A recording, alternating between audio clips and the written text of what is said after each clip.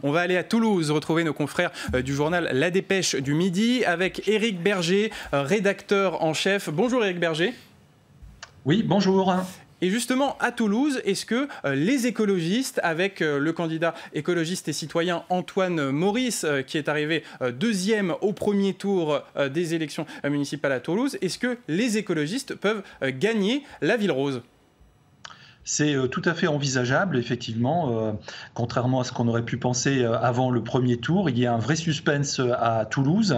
Alors lundi et mardi, les tractations sont allées bon train à gauche. Finalement, la candidate socialiste qui était arrivée en troisième position s'est retirée. Certains de ses colistiers socialistes aujourd'hui sont sur la liste de Antoine Maurice, une liste de gauche très large où on retrouve donc l'écologiste, des anciens de la France insoumise, des socialistes, mais aussi Pierre Cohen qui était arrivé quatrième, l'ancien maire socialiste de Toulouse. Donc il y a une espèce d'union de la gauche sans Nadia Pellefig, la tête de liste socialiste, pour essayer de déloger Jean-Luc Moudin qui avait réalisé 36% au premier tour et qui effectivement est menacé dans la perspective de ce second tour. Éric Berger, ce matin, dans les Dépêches du Midi, vous évoquez également les autres points chauds de ces élections municipales dans votre région. C'est ça, on a fait un point département par département sur les points chauds de l'ex-Midi-Pyrénées. Alors parmi les villes intéressantes à suivre, je pourrais évoquer deux cas particuliers.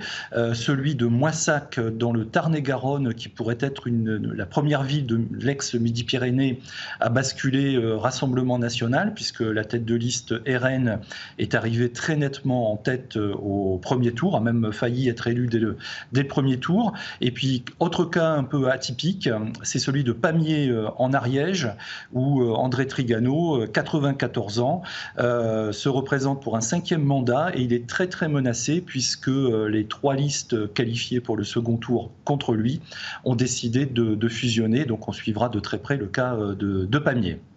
Et puis Éric Berger, l'autre dossier du jour dans la Dépêche du Midi, il concerne le déconfinement, la phase 2 et la réouverture des restaurants et des cafés, notamment dans le département de l'Aude.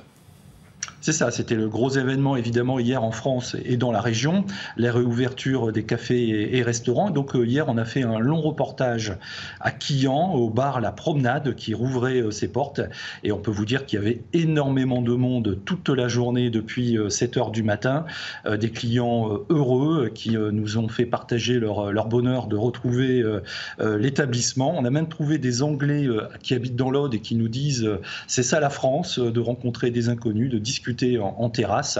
Un long reportage pour traduire le bonheur des clients. Et puis on a aussi dans cette page spéciale des propos de clients à Albi, à Auch, à Tarbes et partout.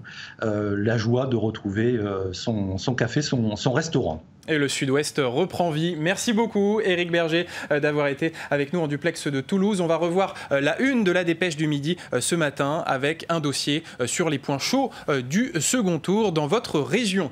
Merci beaucoup Éric Berger.